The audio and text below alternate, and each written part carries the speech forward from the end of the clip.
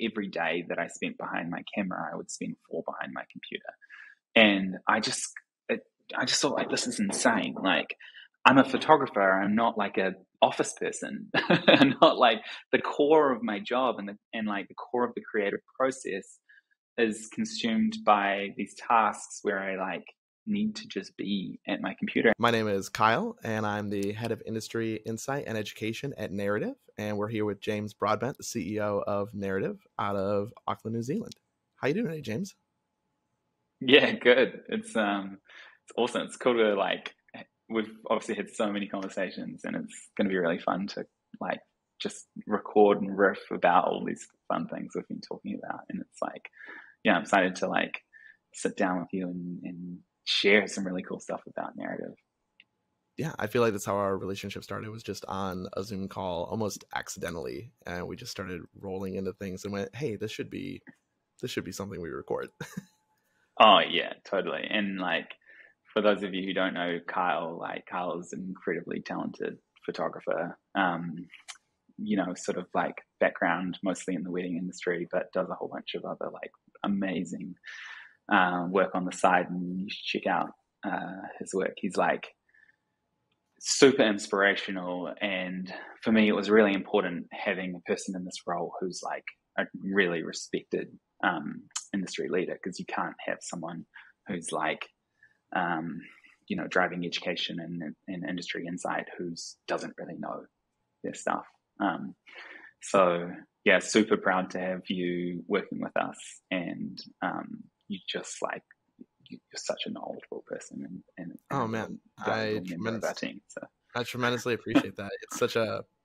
It's such a wonderful opportunity, such a cool company to work for. And I'm surprised prior to this role that our paths didn't cross before, because we were just like pools of people, and I'd seen your name, but I'm so surprised we weren't friends or didn't have messages shared or something already in years past.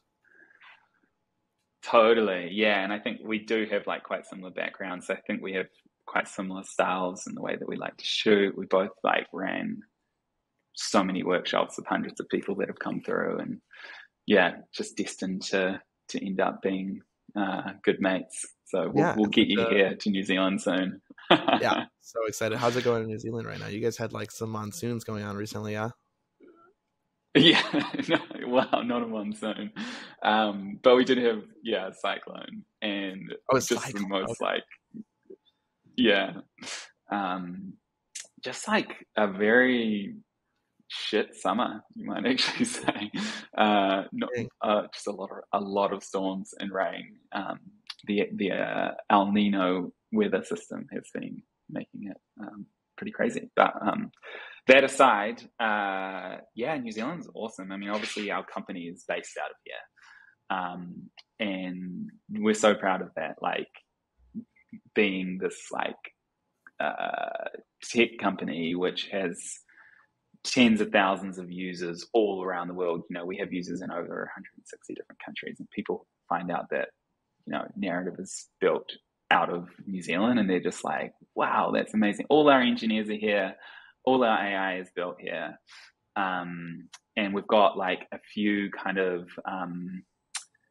remote employees like yourself kind of like dotted around the world working on a few like specific projects, but yeah, very proudly a New Zealand company. So, and it's actually, I've heard this fact about New Zealand recently, and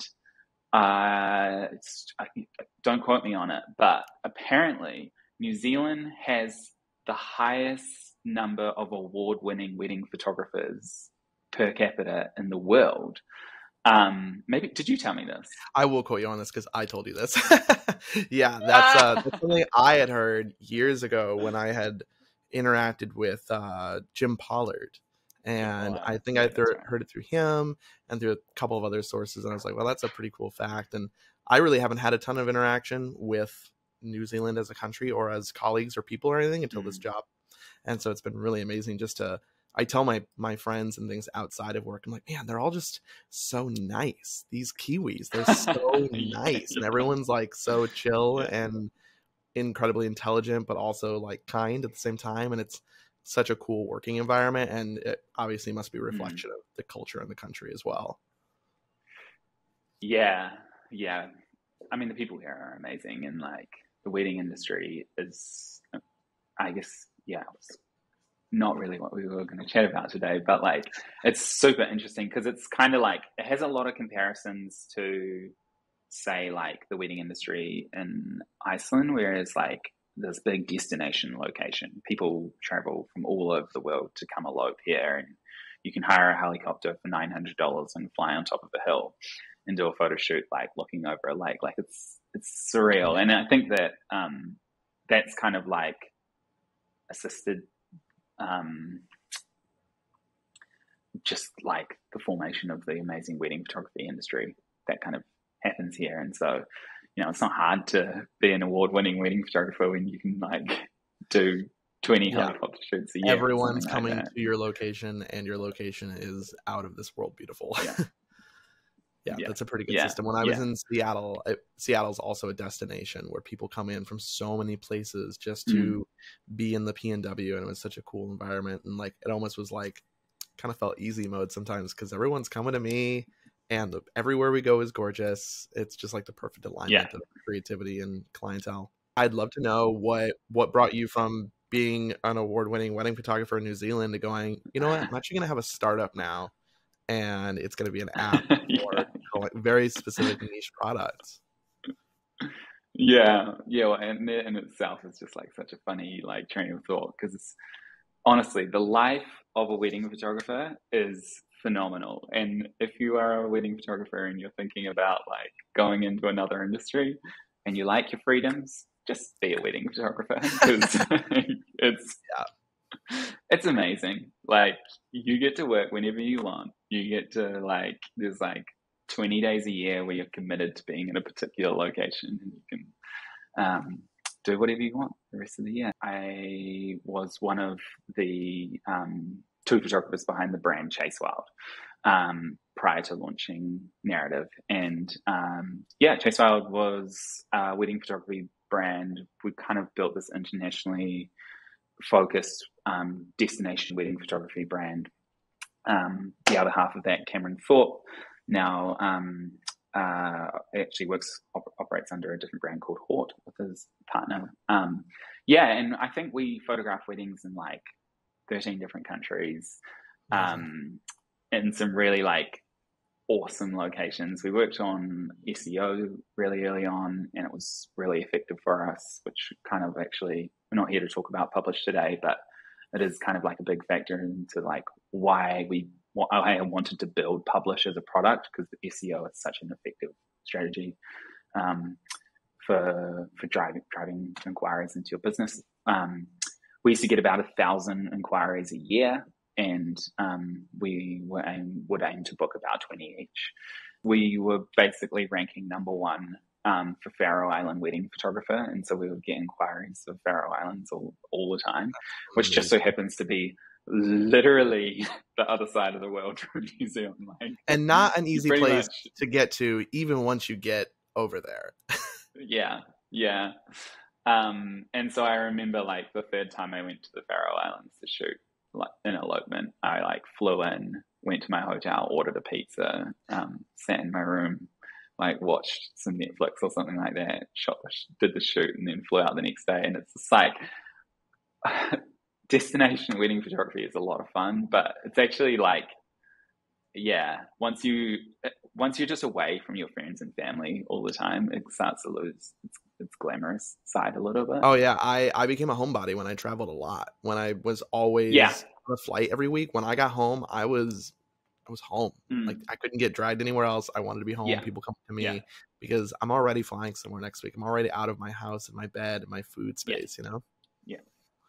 Yeah. But then there's so many like amazing experiences. And I think like, some of the weddings I'm most proud of are like the 4-day wedding I shot in India, and we like rode on the backs of camels and shot in the most beautiful light, and like, I don't know, shooting in Morocco and China and like these places where I just never thought I would ever be able to travel to. And so really like the story of what happened was, as a photographer, for every day that I spent behind my camera, I would spend 4 behind my computer. And I just thought like, this is insane. Like I'm a photographer. I'm not like a office person. I'm not like the core of my job and like the core of the creative process is consumed by these tasks where I like need to just be at my computer. And to be honest, like, you know, there is a really important creative process that happens at the computer and like that needs to happen, but that's not really what I was spending my time doing. I wasn't doing this like creative process. It was just doing these like repetitive, laborious tasks. And ultimately, it meant I was being less creative because I hated it. I hated like how much time I had to be at that computer. And it was really obvious to me that something needed to happen in the industry. Something needed to change. We all used this piece of software, which we didn't have a particular great relationship with, you know, Lightroom. Ask a photographer what they think about Adobe Lightroom and you get some funny facial expressions. No one loves and no one loves it, but you need it. But that doesn't need to be the case, right? And so for me, it was really obvious that like we should start at the beginning, which is the first task that you do when you get back to your computer. You ingest your images and you select them. And it just so happens that in the space of photo selection, there's been basically no development here. Like we're operating in this space now where there are multiple companies in the space, and so that's you know, awesome to see that there's kind of like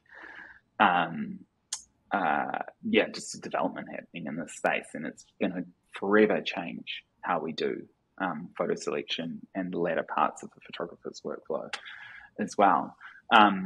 And there's kind of like this intersection of technology and a user need, which lined up perfectly with the beginning of narrative. And it just so happens that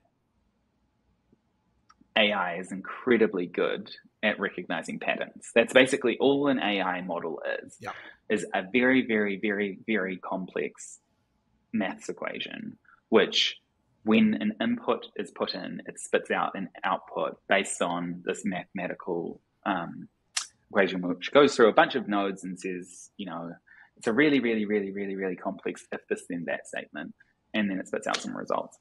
And there's a lot of repetitive tasks that happen in the photographer's workflow, which are obvious for AI to address. And so that was kind of like the beginning of narrative. It just so happens that, and we'll probably talk about this more later, the AI in itself is never going to be enough to do the photographer's workflow. Like it must happen in partnership. And this is something which we're kind of like obsessive over right now, which is ultimately working out, you know, how does AI and photographer work in partnership to produce the best output possible. Like, you know, talking about something like photo selection alone, there are so many factors that influence the desirability of an image that are unknowable in the image data and the metadata and anything that the AI model can consume. You might just love a certain photo where the hair is flying across the face because that's, you know, you have a higher, and you know, you like images where people are kind of like a lot more caught in the moment or something like that. More movement based. And so I guess the other factor here is that because AI is kind of like built around this concept of recognizing patterns, it can only recognize patterns which it's learned from. And so if we rely solely on AI to do our work, we're just going to end up in a rut. Like, we're going to create ultimately this like hegemony of art. Everything will start looking the same. Yeah. And so it's absolutely imperative that we find a way to have the photographer and the AI work in partnership so that we can continue to develop our creative art, because we don't want photography to be the same for the next 50 years. No, we want it to evolve. We want to continue individually and as an industry. Like, even as an individual artist, I want to sit down every year and go, okay, what did last year look like? What do I want next year and the year after look like? What are the changes I want to make to dictate that? And if I'm just letting a piece of software or a tool or anything in my repertoire of stuff I use to create with dictate that, then I no longer have a driver's seat in that position. Yeah, yeah, yeah. And so I kind of like consider this to be, like the core of what we're trying to solve and what we're trying to work out. Select is ultimately built around this concept of partnering you with the AI so that you can produce best possible selection in the least amount of time and give you full creative control and power. It's working with you, not for you, and enabling you to do it. It's like speed without sacrifice. And the problem with a solution which is trying to automate it for you is that, if you can't have full trust in it. Like, there's going to be photos where, you just want that out of focus image because you just need that photo of that person, or you just obsessed with that moment where they're spinning around and blurry, or you want to push your photos in a new creative direction, which you haven't done before. So there's no pattern to learn from. Like, maybe you've never selected a photo before where the hair's flying across the front of the face. So it's never going to select that. So ultimately, you can never trust a fully automated solution. So what happens? You end up needing to look through all of those photos. You have to look through everything if you're trying to rely on any automated solution. And by the time you do that, you might as well just do it the old way. You might as well just do it in Lightroom. And so our whole core thesis is, well, you need to be heavily involved in the selection process, but how do we enable you to do that as quickly as possible? And Narrative Select users report that they save at least 50% of their time doing selection with the product, and some people even more, depending on kind of like how much you want to lean on the AI. And in a little bit, I'll show you kind of like some of these features which enable you to do that, but kind of like puts you in this position where you can go, okay, in this kind of scene, I know that ultimately what I sort of wanted was just like people smiling, looking at the camera and looking their best. And it's really easy to just be like, cool, I'm just going to take the suggestion in this place. But in this kind of scene, I want to dig a little bit deeper in it because I know that there was heaps of movement. There was something really going on, and it puts you in full control and power to make the decision as to where you want to like lean on the efficiency or the creative part of the process. And that's kind of what Narrative Select is built around, this whole concept and idea. So yeah, I think even outside of prior to this role and prior to using this app, the process of culling through a series of your work is just as much a part of the painter putting the paintbrush on the canvas as is the editing part. It's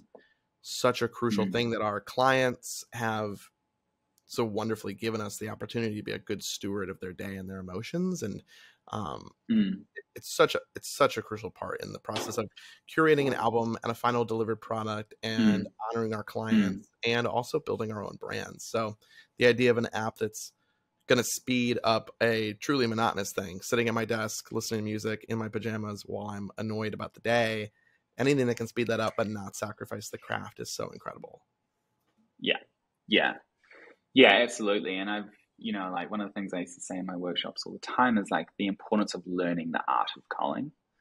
And I think a lot of people don't think about it that way. It's like, no, you're just finding the best photos, right? But there's not an objectively best group of photos. There is a group of photos which tells a story from your perspective and shows your style and your approach, and a different photographer would choose a completely different set of images. And I really, truly believe that one of the things which defines the difference between a good photographer and a great photographer is the way that they select their images. You have a completely different eye. It's it's the way that you understand, how that person has a relationship with themselves. It's the way that they hold themselves. It's the certain angles which are great for them, and then it's the whole piece around storytelling as well. Like if I choose this photo and this photo and this photo, it captures wider story, the moment, the person, the setting, and all of these pieces are really like what pull together to make a great selection. And it's like an integral part of your workflow because, you know, like once you've chosen a photo or not chosen a photo, it's out. You know, you can't like tweak it from there on in. You're all next stage, you're in Lightroom and you're just editing the ones that you've selected, and that client will never, ever, ever see those other photos. And there's so many like amazing moments that people just step over because they're And looking we were there on the day of too, and saw, you know, the bride or groom's relationship with their uncle or father or whatnot that might be in the corner. And those little glances to each other, the shoulder hold thing. And you know, if we, it's the reason I've never outsourced any of my culling, because I've culled other people's weddings, and it's hard to do it from a completely unrelated point of view. Totally. I have no idea who these people are, the day that happened in front of me. And that's the closest thing I can imagine to, you know, letting something else dictate that culling process. Is I have no opinions of these people. I'm just looking for good photos. Things are technically good in focus, etc., but not, you know, meaningful and part of the day. Yeah, and it's a really good point. It's like, there's like this concept of a technically good photo, but then there's just this whole idea around like meaning and what is the meaning of this photo for me, but also what is the meaning of the photo for this person receiving it. And like, you know, maybe you have this inside knowledge because you spent the whole day with these people. Maybe like the brother and the sister had a really bad relationship, and you know that because you were there, but you saw this moment where they were interacting in a really beautiful way, but it wasn't a perfect photo. But like that photo would mean so much to them, and you know that because you were there. And it's just not like editing. Like that, those kinds of things don't happen in editing, but they're so integral in the process of deciding what gets delivered and what doesn't get delivered. And so ultimately, I like just this huge advocate for the importance of the human aspect of photo selection, and I so truly believe that there is a future where we can continue to optimize this and hold on to that human aspect in the process of photo selection and reduce those 4 days that a photographer spends at their computer. Because the problem is that, you know, you're sitting there just like hating the process, as you said, and then you just, you know, all those important like creative aspects of being a photographer get thrown out the window because you just want to be done. You're just like, there's so many times I've come back from a wedding. I've spent 12 hours of my life in this day at a place away from my home and my dog and my friends. And I come home and I put the card in, and then I don't want to look at it. I don't even want to think about it for a week or two or more. And that's problematic in itself, because now I'm fatigued, whether it be clerically or emotionally, to this entire day. And it's usually because I know the next step is loading into Lightroom or some other program and just getting through it. And that's not good. I don't want any part of my business to be something I just have to get through. That's not a way, like an emotional way that I want to sit in any part of it. Yeah. So ultimately, I believe there's a future in photography where we have this really great partnership with the tools that we use, and we love them. And those partnerships aren't inhibitors to our creativity, but they're enablers. And, you know, you get back to your computer and you're so excited to do the next creative part of your process because there aren't these repetitive, laborious, painful parts in your workflow. There's just the, like, how do I make this the best piece of art that it could possibly be? And that's ultimately what I think the future of tools for photography software really looks like. And, you know, I think because of that, like our vision for the future of narrative is that, you know, becoming a professional photographer looks like buying your first professional camera and downloading narrative. And they're the tools that you need to do your art. And you're like, you have this tool which you're like, this really understands me. Like, this gets me. This knows what's important to me. And that's why, you know, when we first built Select, it was really obvious to us that the first thing that we needed to focus on wasn't all of these fancy AI features. It was just speed. Like, Select is insanely fast. You know why? Because we know that photographers care about it. It's like one of the most important things. You want, like, one of the most painful parts of using some of the tools that exist in this space is needing to wait. Like, I can get my photos into narrative select after a photo shoot, and within 3 seconds I can see them all. Like, that's what I want it to be like. As I navigate through my photos, it's like I don't have to see blurry photos. Everything is just instant, and that's what it should be like. It's like this: we are removing all those painful barriers to creativity so that you can focus on like creating your best work. Yeah, the idea that I can have the fastest gear and still have to sit down, and whenever there's a hesitancy, whether it be in Lightroom or any other app, and if it was 1 or 2 or 5 photos from a shoot, but we're working with 25, 35, 4,500 plus images, and it really just weighs down the process when any piece of gear or tech or app just doesn't work the way I want it to. And I think in this industry, as even just we've been sitting here talking, I was thinking about all the stuff that I use to book a wedding and shoot a wedding and deliver a wedding. And there's very few pieces of it that I really enjoy. I enjoy my light panel I'm using it right now. It works in a very particular way I enjoy. I really like my camera gear. I hate my MacBook most of the time. I like my desk. I hate Lightroom. I don't really love a couple of my delivery apps. I won't name them, but there's just things where I go, oh man, this is not working the way I want it to. And it's so refreshing to have an app like Narrative Select that I really enjoy opening. I really like using it. I really like going through work within it because it works with me. Like you said, it's a beautifully designed app as well, which is nice. It's not, it's nice to look at. It's nice to pull up on my big screen and actually work through stuff. And it creates an enjoyable environment for me to be creative and work in, which is the reason we kind of got into this gig in the first place. Is, I don't know, I worked at Best Buy for years, and that's not an environment I like to work in, so I didn't want to work there anymore, and so I went and worked on my own. And so to create environments within our own businesses that we like to work is so cool.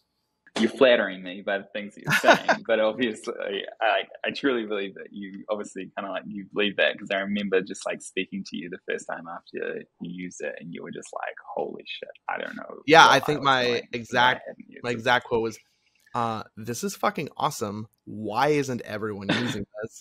And I knew the answer. It's the same answer I wasn't. It's because I am very much of the nature of, if it's not broke, don't fix it. And I'm so infrequent to go, you know what, let's change this thing in my business that's already working, because it feels difficult to adopt. When I jumped over from ShootQ to Tave, it took me weeks of sitting down and transferring data and setting things up, and I had to hire a person to help me do it because I didn't know what I was doing. And it was such a process that I'm thankful for now, but still is very heavy.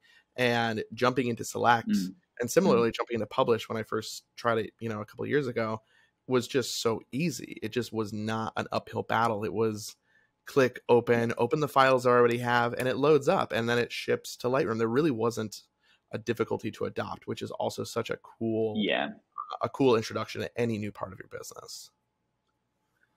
Yeah, and I think one of the ways that a lot of people describe it is like, there's a sense and feeling that it really is working with you. Like, it wants you to be your best version of yourself. Like, if you don't use a keyboard shortcut, it tells you, hey, why don't you use the keyboard shortcut? Because you could be better.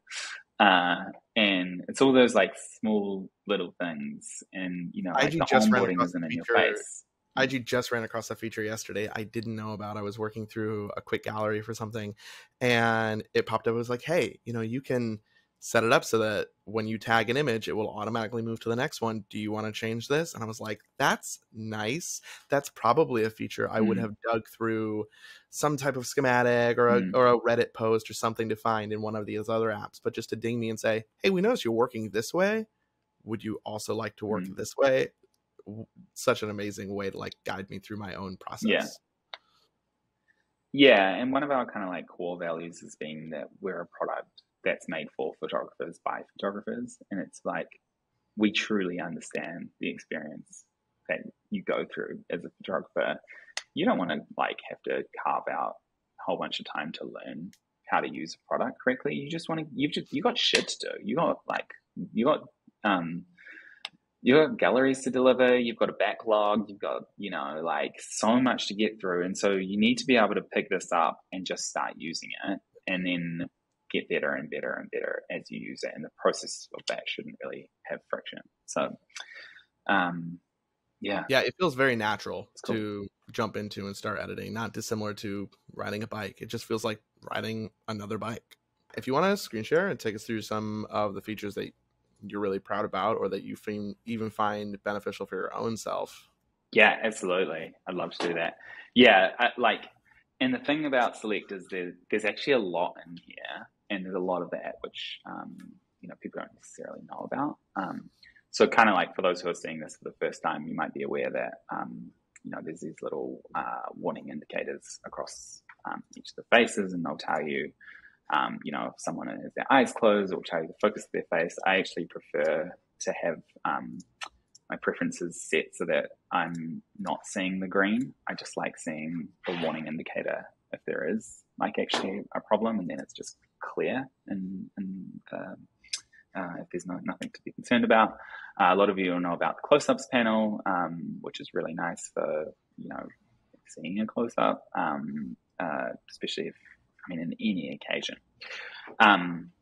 Now, when I talked about photographers working in partnership with AI, one of the features which really enables this is our scenes view. And what Select does is it understands the concept of a scene. So it understands that these, I don't know how many photos are there, 7 photos are different to the ones before it and are different to the ones after it. And from these photos, there's probably, one image that you want to get. From these photos, there's probably one, and so forth. And so it breaks the photo shoot up into scenes. And we have this UI where you use up and down, or actually you can change it because some people prefer left and right. In my case, I use up and down to go between scenes and left and right to go between images.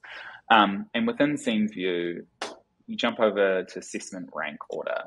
And we are now ordering the photos from that scene, no longer in chronological order, but in assessment rank order, which is basically we're putting the worst photo at the bottom and what is most likely to be the best at the top. Now, when I arrive on a new scene, I hit the down arrow. What I'm seeing is most likely to be the best image from that scene. And if I like it, I can rate it. And then I hit the down arrow and I'm on the next scene. And so when I talked about me essentially having the power to choose when to work with the AI and when to work in a more manual way, this is kind of what I mean. And so I might land on a scene like this where there's a lot more movement, and I'm like, okay, so maybe what it thinks is the best. And you'll notice in this case here there's actually no images with warning. We saw on this other scene there are photos where it's like, hey, these orange and red ones, you're probably definitely not going to want them. And if you really trust it, you can turn these filters on and just not show those. But yeah, you might get to a scene with a whole bunch of movement and you're like, I actually kind of want to look through the whole scene and see if there's anything deeper in there that I might want. And you have the full power to do that. And you hit the down key and you're on that next scene. So that's one of the features I love most. If somebody doesn't know already, what are the data points that it's dictating? Because I know there's a lot that's dictating what is a good or bad to create that assessment. Yeah, so it's very focused on the people in the photos, their expressions, how important they are, eyes focus, head direction, what they're doing, the context of the photo, so we understand that this is a group shot, and so what makes that desirable would be different to a different kind of photo. And so we're assessing the image on so many different attributes, and then ordering that based on how good we think it would be, so that you can spend less time kind of working through those rubbish photos.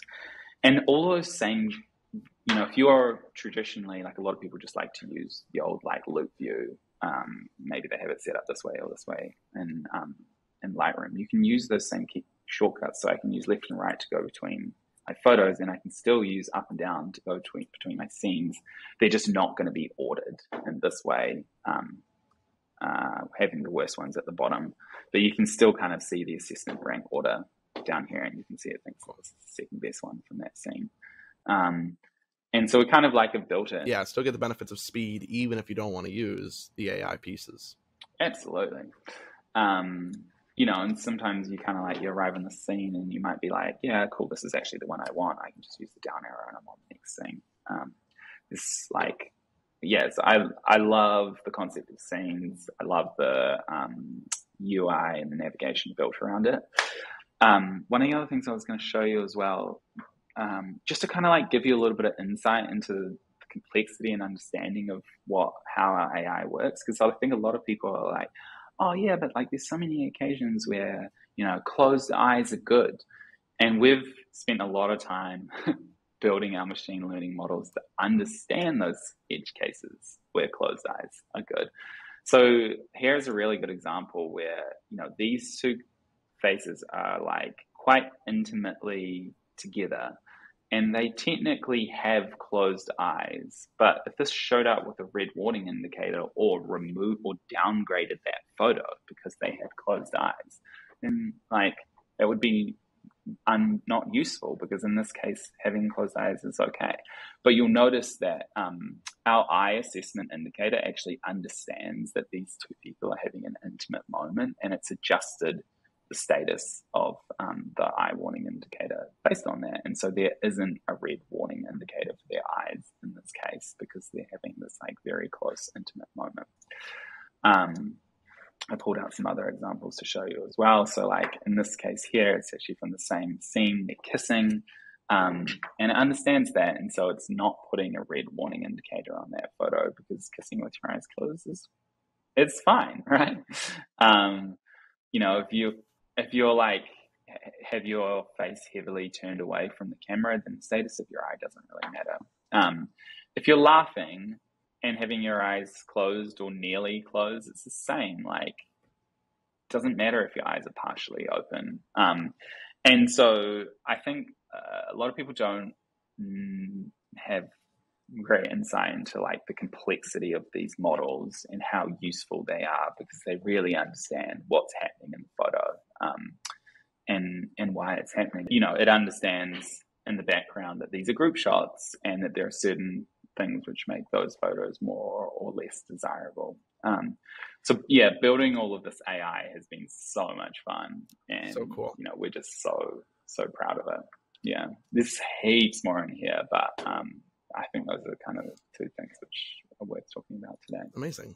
Well, awesome. Thanks so much for your time today. This has been really amazing. If you were to run across a photographer in the industry on the street that had no idea what Select was and was using any other source of applications and was a working professional, what would you tell them as to why they need to be jumping onto Select? Totally. Yeah. And I mean, first I would obviously explain to them what it is. Select is a desktop application that you install on your computer, and it fits within your workflow at that stage before you do photo selection. You load your images onto your computer and you use it for the process of culling your images. It assists you in that process with AI, which helps you find those best images from a photo shoot as quickly as possible. And when I say assist, I mean assist. I don't mean it doesn't do it for you, it does it with you. So there are a whole bunch of attributes which it evaluates an image to, help you in that process of finding those best images. And our photographers report by using Select that they're saving more than 50% of their time by using Select. And so, well, what does that mean? It means it's like more time for them to be able to spend with their family. It's more time to be able to focus on getting more bookings, or most importantly, like more time like in the creative art of photography, not kind of like stuck comparing two photos side by side, trying to work out which one's in more focus. Like nobody wants to spend time doing that.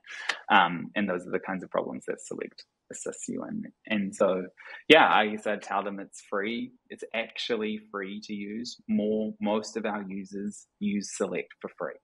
And so you can get started with like no question about it. So yeah, have a play. And I guess you've said it yourself during this call, like it's kind of just completely changed your workflow and enabled you to focus on those things that are more important. Yeah, it truly feels like a no-brainer, especially because it's free. Like just to jump on and try it, and if it's of benefit, then yeah, sign up for a paid plan. It's going to save you time and money in the long run. Well, awesome. It was great speaking with you today. I really appreciate your time and be able to share some of this insight. And I hope you have a good rest of your day. Awesome. Yeah, great to chat. We'll touch base. See you later.